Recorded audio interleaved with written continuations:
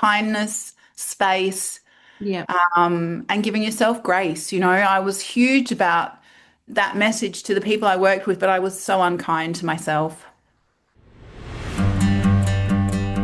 Welcome to the Redefining Midlife podcast. I'm Jo Clark and I'm so glad you're here. And this is a podcast for women who are ready to break free from outdated stereotypes, rediscover themselves, and embrace the endless opportunities that midlife brings. Each week, I'll share expert advice, actionable strategies, and inspiring conversations with incredible women who are redefining what it means to thrive in midlife and beyond. From health and wellness to reigniting your purpose and passions, this is your go-to podcast for feeling empowered, supported, and seen. And midlife isn't the end. It's your time to shine, rewrite your story, and create a life that you truly love. So let's get started. Before we start today's episode, I want to let you know about a very special event called Shifting Tides, Navigating Menopause in Midlife. It's happening on the 18th of July at the beautiful Noosa Springs Golf and Spa Resort in Noosa. And I'm going to be hosting it alongside my friend and past guest, Dr. Sian Hebron, who is a specialist GP with expertise in women's health and menopause. Now, it's going to be an inspiring half day filled with practical and up-to-date information and insights on menopause. There's going to be honest conversations about this stage of life, and it's going to be a space to really focus on you. So if you've been needing a circuit breaker or just a little boost in this season of life, it could be just what you need. Bring a friend, make a day of it, and come and feel supported, seen, and empowered. You can find all the details to the event in the show notes. Now on to today's episode. I'd like to introduce you to our guest, Mia Shilkin. Now, Mia is another inspirational example of a woman overcoming difficult times. Recently, this included moving to a new state with little or no support, and this was through COVID, career challenges and changes, and leaving an abusive relationship. And with all of these things colliding at once, Mia was left with no option but to start over from scratch in midlife. Now, obviously, this is not an easy task, but as you'll hear, Mia isn't one to stay down for long. She's now the proud founder of Mia Casa Strategy, and she helps business owners, professionals, and investors build wealth through strategic property investing. And this is Mia's personal story of how she's redefining her midlife. Welcome to the Redefining Midlife podcast, Mia. It is wonderful to have you on today to talk to you about your incredible midlife story with all of my wonderful listeners. Thank you, Jo. I feel so special that you've invited me to come on today and have a chat with you. Having these sorts of chats are really important because it just shows women how different our lives can be and what we can make of them. And that's what I love is just the commonalities that we've all got, but also the differences. So your story today will be really helpful, I know, for a number of the listeners. And also it can just give somebody who may not have had that same life experience just another opportunity to perhaps think about how they might like to be able to change or morph things if it's not going to be working or their life's not working for them. Yeah, great. So you're a woman who has faced, like many of us, a number of life-changing highs and lows in life, and we'll talk about those shortly. But firstly, I'd love for you to tell us a little bit about your growing up years and what life was like for you as a younger woman. Where did you grow up and how did you find young Mia's life to be? Young Mia's life. That's a great opener. And it's so interesting that we're chatting about this because my whole sort of youth and adolescence and early 20s, late 20s, I just thought, oh, my parents were so strict and terrible. And poor me, I grew up in this oppressed little household and all this sort of stuff. And later on in life, I'm like, thank you, mum and dad, because the way that I was brought up really put me in a much better position to deal with life later. I didn't realize at the time. I was born in Western Australia to Jeffrey and Hillary, and Dad was 40 when I was born. He's 11 years older than Mum, and so we had this like older, gruff dad. Children should be seen and not heard, and all of that sort of thing. Which, as we know now, we have a voice and we use it. But growing up, that just wasn't the way it was. You learned discipline, you did as you were told, all that sort of stuff. If you spoke to my parents, they'd probably say, did as she was told. Ha, you'd be lucky. Yeah. But maybe on a scale of like conservative parenting, I was a bit of a rebel. But, if you look at the youth of today, I was a little angel. Yes. Yeah. And did you have Yeah. siblings, Mia? Did you have brothers and Yeah, sisters? I have a younger brother, and we grew up very happily in Cottesloe in Western Australia and attended really lovely schools. We're Jewish. We went to Temple David in Mount Lawley and did our bar and bat mitzvahs there. And I grew up in this beautiful family that had lots of rich history. The Mm. Jewish side, the Russian side as well. My family are all both sides are originally from Belarus and came out here on a ship. Wow. My great grandfather arrived at the dock in Fremantle, not speaking English. And yeah, that's sort of where my story starts in Fremantle, Western Australia. And both mum and dad's families have had really rich histories. And mum and her sister were interviewed by Scoop magazine in Western Australia about being original, founders in Fremantle. So, yeah, I was really blessed to grow up in this very rich, culturally aware family. Part of the Jewish lifestyle is, we have the Ten Commandments. Family is a big thing as well. Mm. And every Friday we would have our Shabbat dinner. And so that sense of community, that sense of belonging was really, really huge in my life at the time, but I took it for granted. And Yeah. it was later on in life now as an independent lady that I realized, just how blessed and lucky I was to grow up with those foundations. So, yeah, Mm. I went to a beautiful school in Claremont. My parents saved from the moment my brother and I were both born to send us to really good high schools. And yeah, we grew up near the beach and we had, you know, really strict parents, but we had a great childhood. Yes. So, And did yeah. you realize that your parents were quite strict, or was that something when you were younger? Sometimes you don't realize what's out there because that's all you know. Is it when you became a teenager that you started to realize that, yeah, maybe I'm sort of being cloistered a little bit. My parents are quite strict. Oh no, I knew. Oh, I you did knew. not I did not have the cool parents. I did not have the parents where like I was always at other girls' houses having Okay. sleepovers because their parents were like, "Yes, you can go down the corner shop and you can buy this and you can do that." My Uh, parents were like, "You are not just going to hang around at the Grove like you mm, don't have a home to go to. You there have you an go. activity and you do it and then you come home. People do not loiter. Loitering is not an activity." So, Love yeah. it. And I didn't grow up with a TV. I think I remember the first thing I ever saw on TV was the Queen Mother's Silver Jubilee. There's be a whole demographic that aren't even going to know what that is. Yeah. And then I remember Charles and Diana's wedding was the second thing I ever watched on TV. Mum rented a TV for us to watch, sorry. And then when I was 12, my beautiful great grandmother passed away. And I think with some of the money that Gran left Mum, she bought a TV. So Uh, yeah, so we grew up in Fantasyland. I remember believing in fairies and all that sort of stuff as a young person. But yeah, in answer to your question, I was very well aware that I had the strict parents because we had this, we'd have school camp. So school camp is kind of, oh, school camp's coming, we're all going. Not in my house.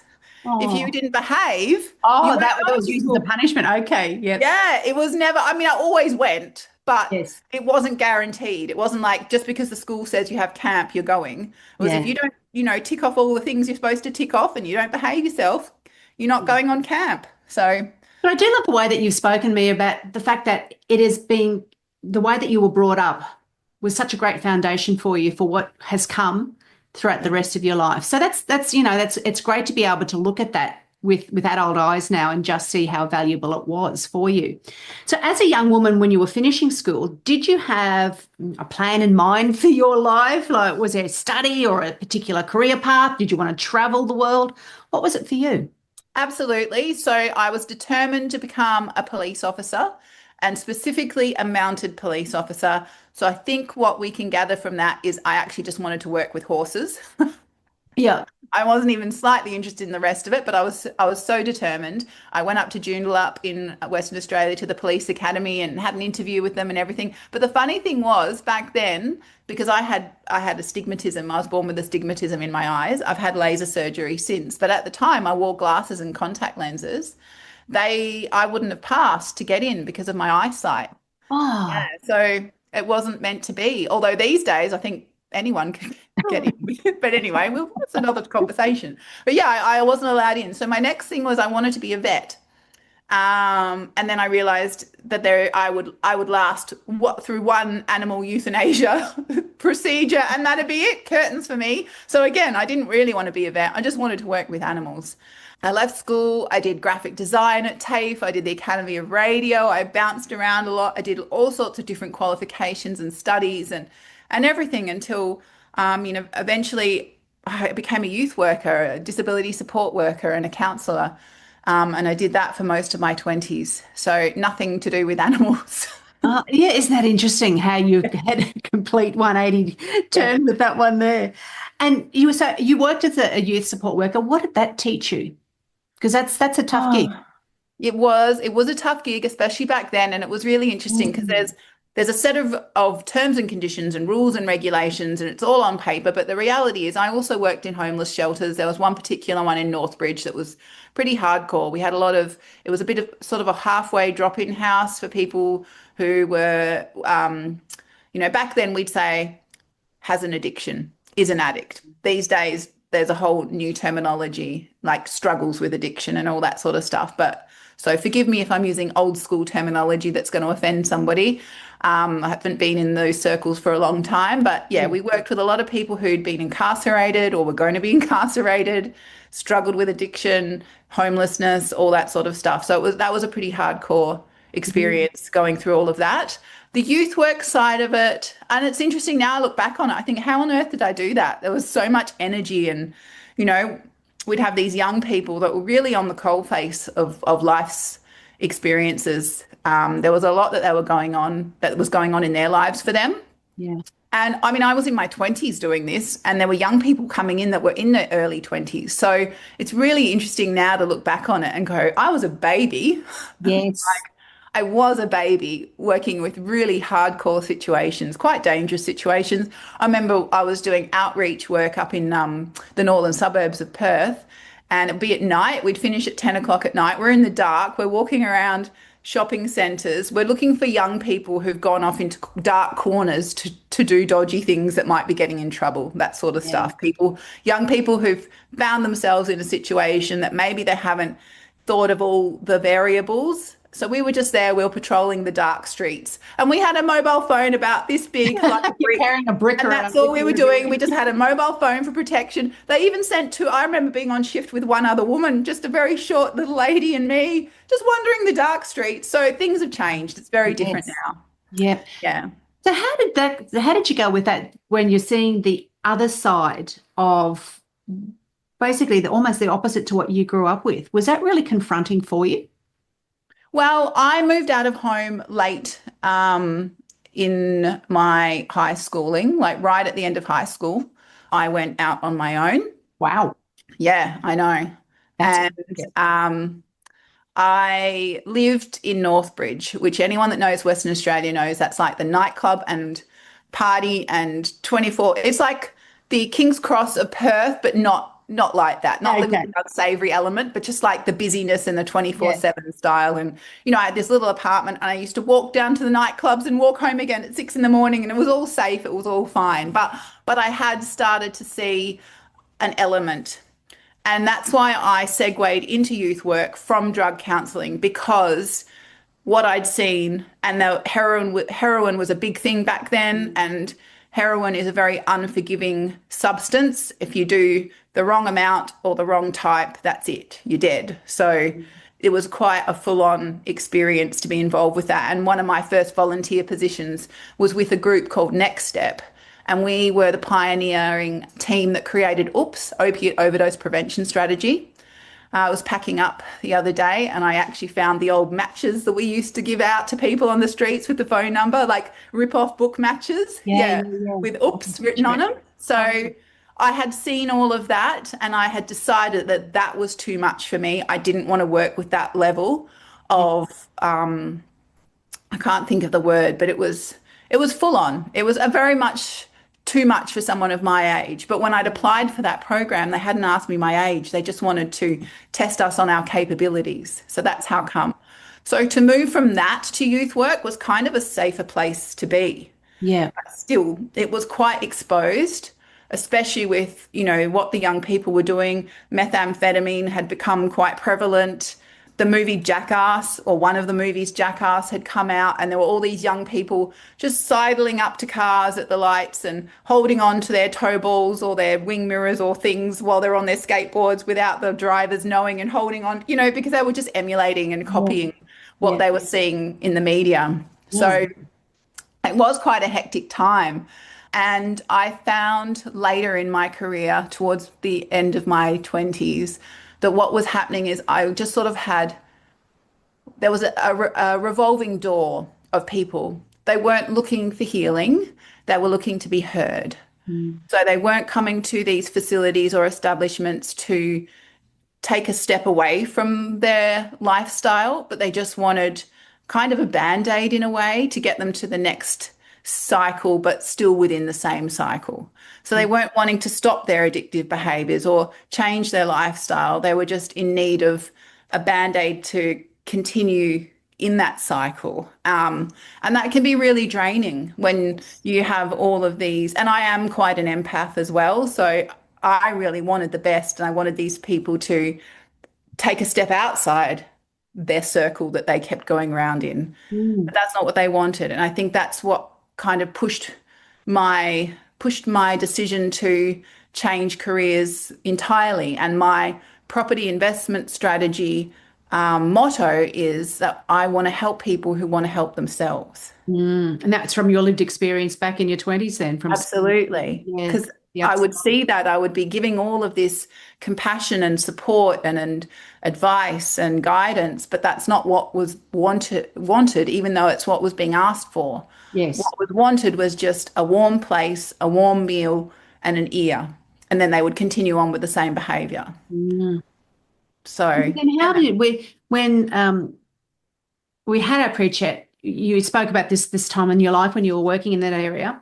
How did you get into the career pathway then of property investment? Because that's completely different from from the work that you've done, from the work that you wanted to do to the work that you did in your 20s to something else. So what was it that got you into that area? Do you know, it's really funny because obviously I know the answer to that, but you're completely right. It is so far removed. But bear with me and you'll see that there is a connection. So I wanted to help people who wanted to help themselves. Plus, I love property. I love design. I love interior, exterior. I love gardening. I love all of those sorts of things. And I thought that helping people with property was going to be a lot more tangible and a lot more, a practical way of being able to support them.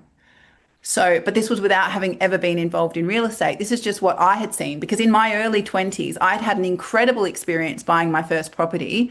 I really enjoyed it. It was exciting. The real estate agent was an absolute legend. He'd gone to school with my dad.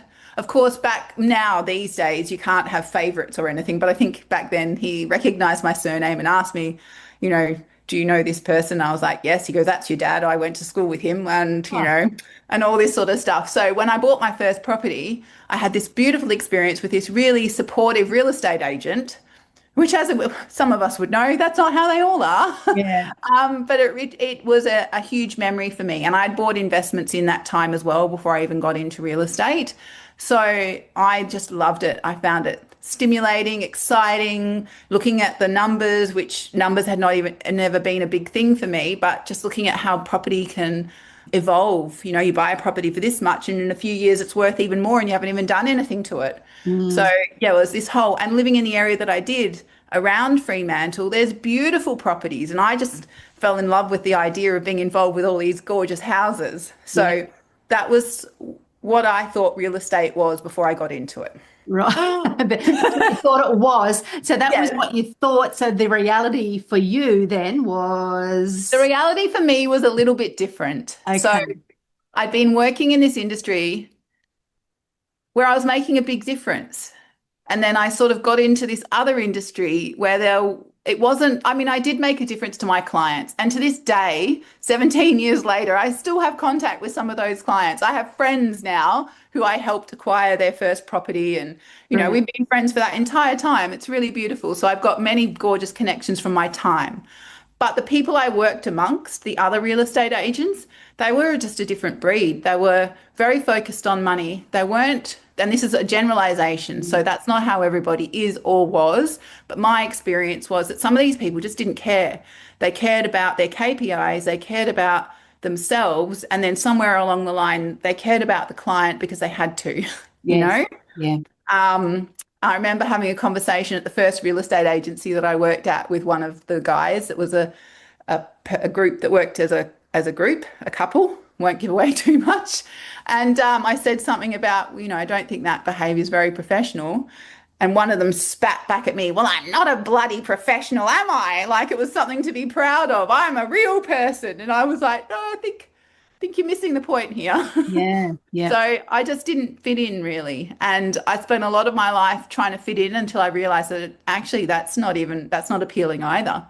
If you have to change who you are in order to fit in, it's not worth it. Mm. So yeah, I just found that real estate wasn't about the people. It was about numbers and sometimes ego and manipulation. And I actually became quite unwell during my few years of working as a sales agent. And that was it. I didn't want to do it anymore.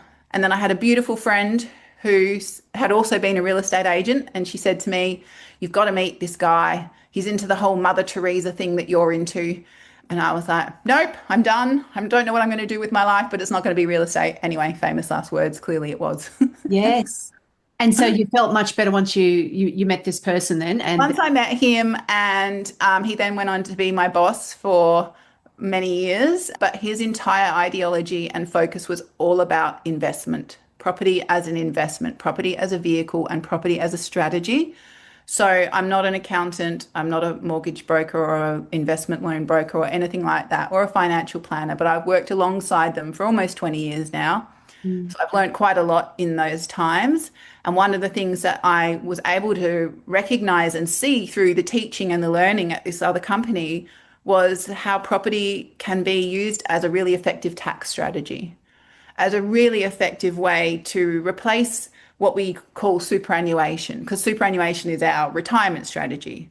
So using property as a retirement strategy instead of, some people don't have super, or Mm. even if they did have super, instead of investing in shares, investing into property. So it really was all about the numbers. It was about putting in the right figures and making things work, seeing how much the property was going to grow in a certain period of time, how much rent, all that sort of thing, the depreciation side of it. So yeah, there was a lot of factors. And I do remember at the beginning sitting there one day while I was in training, just going, nope, I'm never going to get this. I'm never going to get it. And the other thing, of course, was that we worked Australia wide because it would be very nearsighted to just think Western Australia was the only place people are going to buy property. So I Yes. had to learn all of the markets all around the whole country. So yeah, I was very much, oh well, I better go find myself something else to do Yeah. because And I did struggled you find that bad. really exciting then?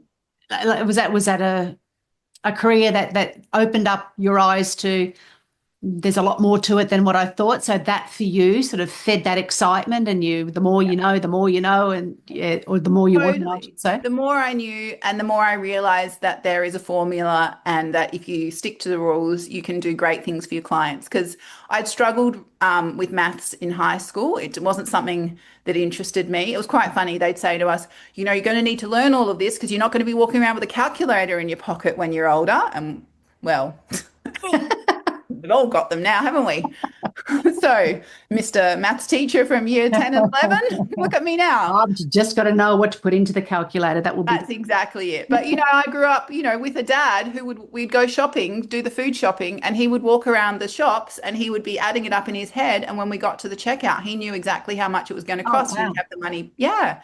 So that was he'd say it, the same sort of thing, but without the maths teacher behind Yes. it. We'd Yeah. just watch how he could add it all up and he'd be correct to the cent. Yep. So that was really inspiring. If anyone's ever gone shopping with me, that's not how I shop, but that's how my dad does. So yeah, I found that obviously there's an emotional component to the investment strategy because we're helping people with their hopes and dreams and visions. but there's not an emotional component like I want a pool that's this shape facing that direction with the sun setting here and rising here, and that tree's not good for feng shui and we can't have a red door and a three in on the letterbox. There's like Yeah. so that side of it I was done with. I didn't want to be getting involved in all of those sorts of things, but I worked for a long time with that company and I had repeat clients multiple times, and they'd come back and the property that I'd helped them to choose a year before was now worth 100,000 more, you Yeah. know? Yeah. And then the next property, so that user was the deposit for the next one and the next one. And during that time, I had experiences with clients who I still have as, people in my life now where they'd gone through a severe trauma, losing a spouse, or, in terms of they passed away, not just a divorce, Mm. unexpectedly, and then having to help them to rebuild. And, so there was a very human component to it, but I had a very practical set of tools that I could use to assist them. Yeah. And It so, I wasn't mean, just this was, about, patting them on the shoulder and saying, I'm here for you. It was about patting them on the shoulder and saying, here, we've got a solution for you financially. yeah. And this was your career path for your 30s into your 40s. Is that what we're, Yep. yeah, My 30th, when I turned 30, I got into real estate. gotcha. Okay. And so when we talked in our pre-chat, you then spoke about the low time in your life. So things were obviously, and we're only seeing the very surface level here. Your career's going well, you're happy with what you're doing, it was interesting for you. But then the low time in your life was when you moved to Queensland and you found yourself stuck in a toxic relationship without support or a home. And, do you mind talking from what you left Yeah. to what you walked into and how that sort of changed for you? Yeah, that is a big one, Joe, because I was in the middle of that experience 5 years ago, 4 years ago. It finished in 2021. And I actually didn't think that I would have a future. I didn't think that I would ever, like, if you'd said to me in 2021, oh, Mia, one day you're going to have not one, but two businesses, I would have just asked you what you were smoking. Yeah. Yeah, that was just never something that I could ever visualize or see as being within my reach. Mm. And yes, I did. I chose somebody for all the wrong reasons. I used to look at red flags and go, oh, it's a parade, not it's a Yes. warning. Yeah, So, yeah. yeah, there was a very, very low point in my life. And I just kept thinking, how could you have got yourself into this? You're a smart girl, you've had a good upbringing, you're educated, you've seen, I've worked in counseling in DV. I'd worked with women who had been through things, and then I was experiencing stuff that was even further down the scale. And there's so many emotions that go through, well, that went through me in that time. And I think shame was a big one. I was really embarrassed about the fact that I'd made this huge, big, I've left Western Australia, I've moved to Queensland, I've found the love of my life. Isn't it wonderful? Hang on a minute. I haven't done my due diligence. And this is a nightmare and I'm living it. So, yeah, it was look, it only went on for about 18 months, but that was enough to change the course of my life forever. Mm. Yeah, no, that's tough. And when you're talking about and you explained it well then, do you think some of you spoke about the what you worked in DV. Yeah. It shows just how easy to fall into a relationship that isn't healthy for us can be. And I think, for some reason, there's an image in somebody's mind, or can be in society, generally broadly speaking, in society's mind, that a certain type of woman is going to be in a certain type of relationship. That's it. And Yeah. that's just not the case. And that's why I was really keen for you to talk about this aspect as well, and not hone in on this particularly, but just show, it can happen to any woman. What helped you see that it was red flags? And then what helped you get out of that really toxic relationship that you were in? It can happen to any women. And in my time since then, I have been blessed to cross paths with some incredible, highly motivated, educated, incredible human beings who, if you looked at them on social media or you looked at the outside of what their life looks like, you'd never have any concept that it had ever been anything but perfect. Mm, That's given me a lot of strength, and it's been really healing for me as well to realize that it's not me. I ignore, the gut instinct is a huge one, and not to ignore that. But, at the time, I was lucky because it got so bad that I couldn't ignore it. mm, It wasn't just nasty little barbs and little put downs and all that sort of stuff. It escalated to a point where, even though I kept in my mind going, that's okay. I love this person. Maybe I've done the wrong thing. Maybe, oh, they've had a bad childhood. Oh, they've been unfairly dealt with. They told me all these stories about all the exes that were terrible and all of these terrible poor me stories. So, obviously this person carries a lot of trauma and it's my job to just be here to support them. And then I realized, no, actually, what's going on is not okay. And I had this moment, and this is a bit deep and it's a bit sort of raw, but it's real. I was hiding in a cupboard with my dogs on the phone to a friend of mine, and I rang him and I said, I think I'm living with a narcissist. And that was another thing. I'd worked in this field for many years. I did not know what gaslighting was. I did not know what a narcissist was. These are all words that have become probably overused now, but at mm, the time we didn't know what it was. But because I actually spoke those words out loud and I said this to him, I couldn't take them back. And so I had somebody else that knew what was going on. And then I could say, this is what's happened and this is my experience. And then I was like, really validated that that was not okay. And it didn't matter what I'd done or what word I'd said at the wrong time or what look I'd given that wasn't appropriate or, what thought process that I wasn't psychic enough to pick up that I should have known. It's just in a scenario, you can never do anything right. If I did A, it would be wrong. But if I'd chosen B, it would still be wrong too. So I think just my self-esteem and all of those negative emotions had just piled on top of me. And I just kept trying to make things work. I'd worked in counseling, I'd worked with people who were in really vulnerable states. And I knew that you could rebuild anything, you could fix anything. But the thing is, it takes two mm. in that sort of instance. And I was the only one that wanted things to be better. The other person was just wanting someone to, I don't know, validate all of their issues, maybe. But yeah, it got so bad that I couldn't ignore it. And then I finally opened my mouth one day and said something. And I'm really lucky. Like, I love my dogs. I'm a fur mum, and they started to be in danger as well. So, or be threatened as well. And that was kind of the final straw for me. So, yeah, I opened my mouth and I said something to somebody, and then I couldn't take it back. And that was sort of how I planned my escape. Huh. And because you were in a different state as well, and this was during the time of COVID, which made things even harder, particularly and that was one of the big issues, wasn't it, for women who are in abusive relationships to have that lockdown time Yeah. where, it was just so difficult to escape from something that it was not, serving you or good for you. How did you get through that? You mentioned, self-doubt, you mentioned that whole shame spiral. How do you, I mean, an extraordinary amount of strength. And for any woman who stays, for any woman who leaves, there's always reasons behind either of those two scenarios. But how did you get yourself to the point where, alrighty, you talk to somebody, wheels are in motion, I'm going to start again? How does that happen? Well, saying something out loud and then obviously not being able to take it back because it was so full on. Um, I was really lucky to get back in contact with a family member who was in Queensland who actually came to where I was living, still in that relationship, and stayed there for a week while things were separating.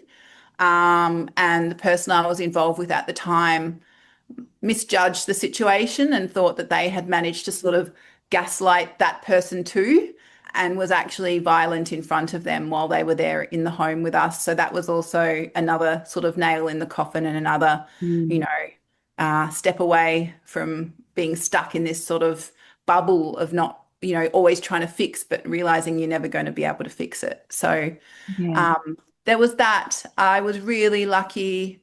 I actually joined Pilates in the town that I was living in, and the Pilates teacher there started to notice that not all was right, because she was obviously seeing my body when I was doing exercise, or a few times she could see hand marks on me or things like that. And she was friends with one of the real estate managers. And so they actually got me a place in another house.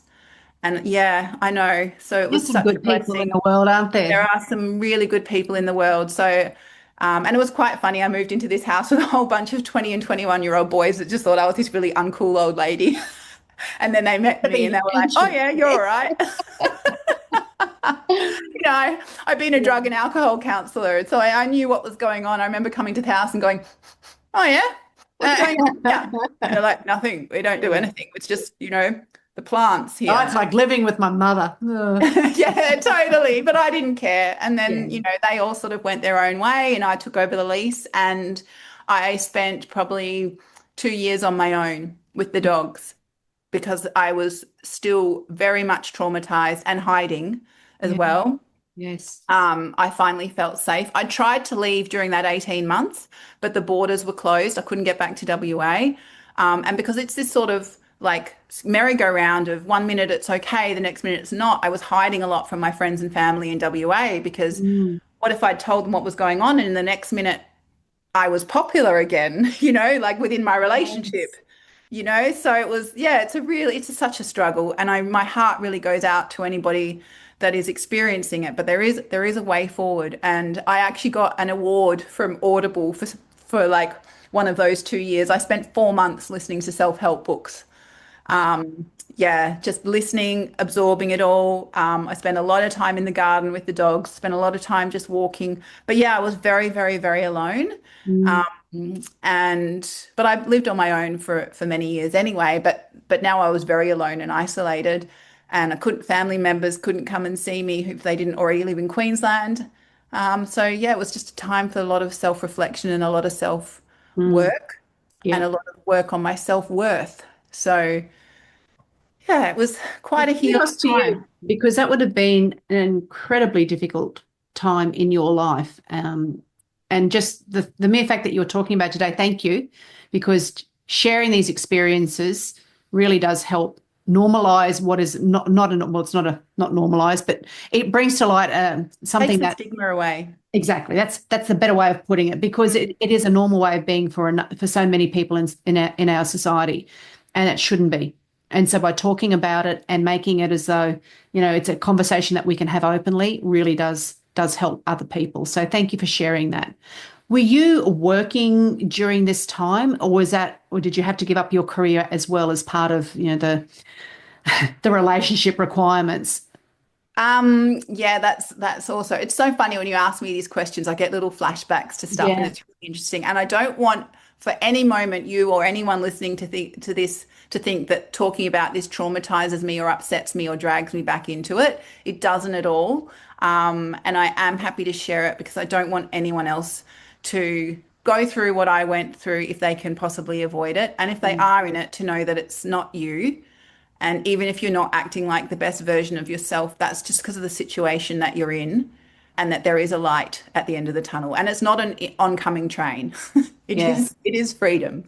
So, yeah, I just had a lot of time within my own thoughts to sort of piece things together and get some clarity. And I think as much as being alone and being isolated was overwhelmingly lonely, it was also a benefit for me because I wasn't distracted by anything. I wasn't even on social media at that time.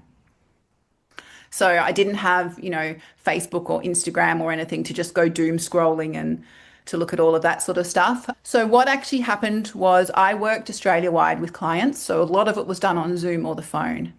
And the person that I was involved with would hear me on the phone and then would come in later and accuse me of having an affair with whoever it was that I'd been speaking to, man, woman, couple, whoever, it didn't matter.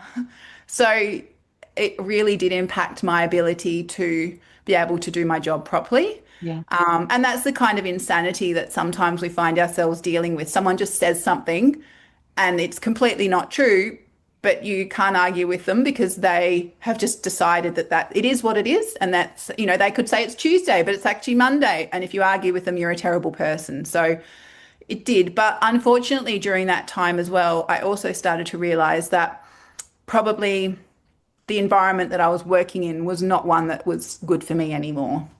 Right. I have a huge amount of gratitude and respect for the couple that own the company that I worked with, but I didn't fit there anymore.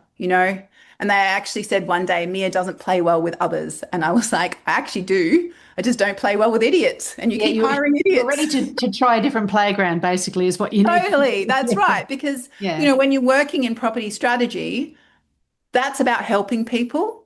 But the ads that they were putting up to get new contractors were about how much money you could earn. So that's who they were attracting, people who were just interested in what they could put in their pocket, not what they could help their clients put in their pockets. So, and yeah, have experiences where I'd speak to a client after somebody else had, come on board and spoken to them and then decided not to stay within the company. And they're like, oh, yeah, so and so told me that you build all the houses that you help us to source. And I was like, that's literally the opposite of what we do. We Yeah. don't do that at all. We are unique and we are independent, and that's our point of difference. If we were to build it all, that's a huge conflict of interest. So just people that didn't understand and didn't care. Yeah. Um, so I sort of got to the end of my relationship. I moved on from that. And then I just realized that I think I'd grown and evolved so much, and I had a whole different scope of what I wanted to do, that model didn't fit me anymore. Mm. They had KPIs, they had different requirements, and that's completely fair. It's their company. But I didn't want to do 1,000 phone calls a month. I didn't want to have all my calls be recorded so that my client's confidentiality was breached. Mm. I have clients that have been with me for many years and they're ringing me and they're telling me stuff that's happened within their family or to them. And that's not fair for that to be recorded, to be listened to at training. How can you be Yeah. trained on someone's trauma and how I'm responding to it? That's not a sales tactic. It's human. It's a human connection thing. So in that time, I also decided that I no longer wanted to work with just brand new property. I wanted to be able to work with established as well. And that just wasn't the business model. So we parted on good terms, and I supported my clients that were with that company who hadn't yet come to settlement for, the next couple of years. But my time with them had finished because I wanted to be able to offer more and do it my own way.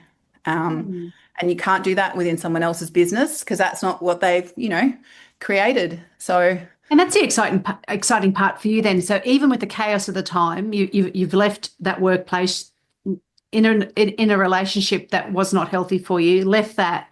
You were able to pick yourself up, dust yourself off. And this is where, sharing of your story is important part of this as well, is that you were able then to gain further qualifications, start your own company, which is super inspiring. So, there's from the darkest of times, it's sort of enabled you then to move in a completely different direction and transport you to this stage of your life, which is going tickety boo, which is great. tickety boo indeed, my love. Tickety Exactly. boo. That's a bumper sticker, isn't it? Yeah, I'm going, You mama. are following the Tickety car boo. of someone whose life is tickety boo.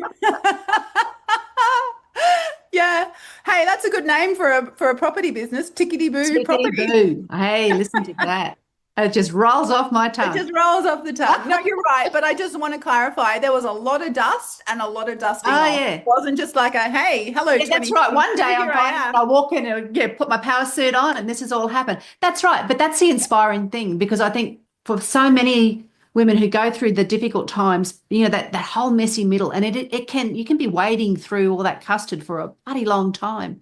But just that there is another side, you do eventually come out of it. Life, like Maya Angelou, I love her quote, there's a rainbow in every cloud.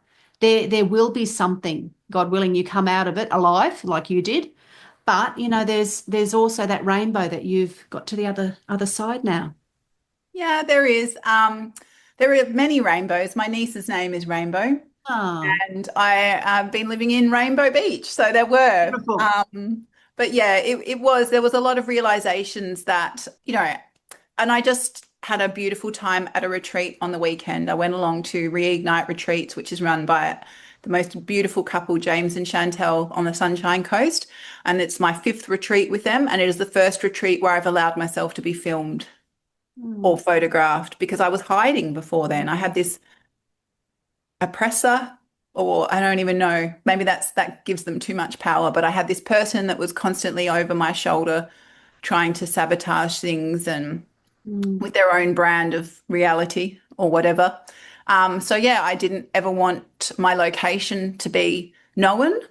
I used to get my PA to put Sunshine Coast, not Rainbow Beach, because Rainbow Beach is a really tiny place. There's only a few hundred people.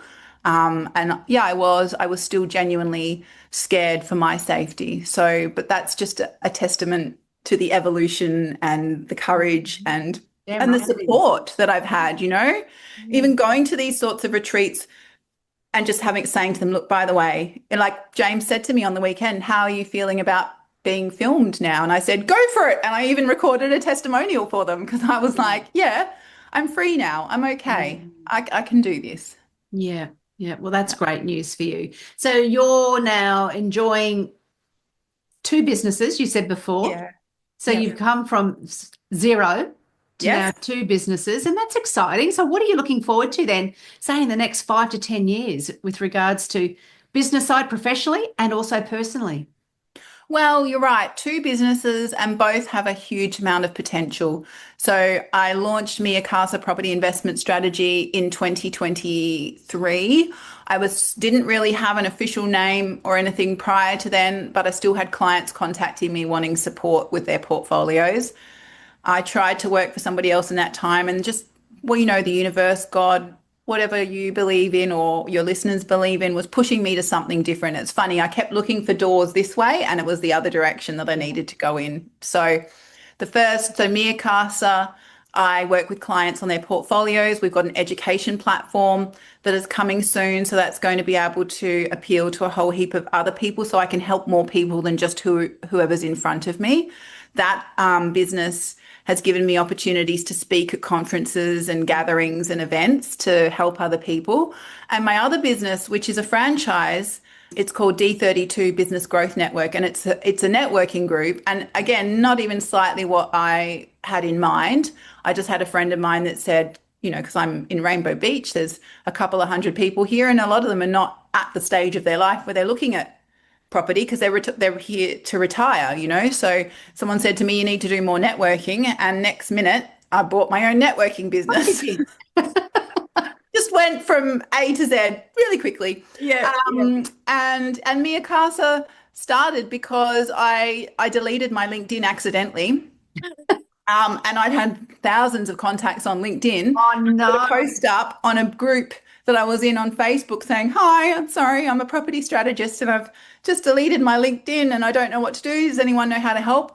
And this beautiful lady messaged me and said, I don't know how to help you with your LinkedIn, but I need a property strategist. And I was like, oh, okay. So then I registered the business name, got all the licensing done for the business name and everything, and off I went. So I think yeah, that's what pushed me into it. But the plan for 5 years' time is just to keep expanding to help as many people as I can with support through their property purchase and portfolio journeys. Mm. And with D32, we've currently got two little circles of incredible business people that meet fortnightly. And the scope is to have 10 groups of around 20 people in different locations supporting each other, growing, networking, and just allowing for a lot of growth. So, yeah, that's what it is. You have got exciting times ahead. So what are you then enjoying after not enjoying life well, that much only a few short years ago? What are you enjoying about this stage of your life now? The freedom. Ah, Yeah, really being able to decide that I do what I want when I want. Terms and conditions apply, of course, but in general, yes, something along those lines. yeah. What has it taught you about yourself? That I can do hard things. Mm, Yeah. And that other people's opinions of me are not as important as my own. yes. Yeah. Yeah. And do you think it's because of because it is this stage of life where a lot of women come to that realization? Do you think that's been sharpened because of what you've gone through as well? Or do you think that was just going to be naturally happening because of the stage of life you're in? No, it's definitely been sharpened by my experiences. Everything happens for a reason, and they forced me to start thinking about myself and stop worrying about what other people thought of me and people pleasing and validation for all the wrong reasons and trying to squash myself into a box. So, the whole square peg in a round hole Yeah. scenario. Yeah. Yeah. Oh, look out, world, because you're here now. Hey. Thank you. I And our sure final am. wrap-up question, Mia, is what do you hope 80-year-old Mia will say about current day Mia?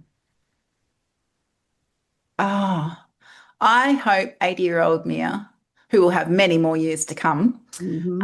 and will still be out boogieing with her nieces and nephews, who'll probably be quite Yeah. elderly by then as well, will say, "Well done, girl. That was a turning point for you. Yeah.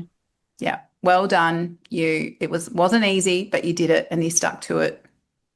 I think that's what and it's funny, like I talk to some of my friends' kids or even my nieces and nephews, and they, I don't know what I'm doing with this or that, and I need to have my whole life figured out. I started, in the last 3, 4 years That's it. deciding what to do That's it. And that's because, why yeah, sharing stories like yours, totally. yeah, we need to hear those because it's far from over. We have got a whole second half of life yet to have. Totally. Yeah. Absolutely. And you know what? It's not even 8-year-old Mia talking to now Mia. It's now Mia looking back at younger Mia and just going, "Oh, honey, you put yourself through so much angst trying to fit in and you didn't need to, because where are all those people now, and look at you." Yeah. Yeah. Finding that self-compassion is absolutely key, isn't it? Yeah, absolutely. Kindness, space, Yeah. and giving yourself grace. I was huge about that message to the people I worked with, but I was so unkind to myself. Well, I'm glad the story is different now. Oh, absolutely. And congratulations for making it that way because it Thank you, was, a Joe. number of decisions that you've made to change the course of your life. Thank you for coming on to the show, Mia, and sharing your story with all of us. And all of your contact details can be found in the show notes as well. So thank you so much. Thank you, Joe. What you're doing here is wonderful, and I really do appreciate the opportunity to speak with you today. You're so welcome. Thank you. Thanks so much for spending your time with me today. I hope you feel inspired to make the next chapter of your life the best one yet. And remember to share this episode with someone else who would love it, and connect with me on Instagram or LinkedIn at Joe Clark Coaching. All the links and the details from today's episode are in the show notes or at joeclarkcoaching.com. And if you enjoyed this episode, please follow or subscribe this show on your favorite podcast app and leave a 5-star rating and review. This helps more midlife women find these empowering conversations. I can't wait to chat with you next week. Until then, take care and keep creating a life that you love.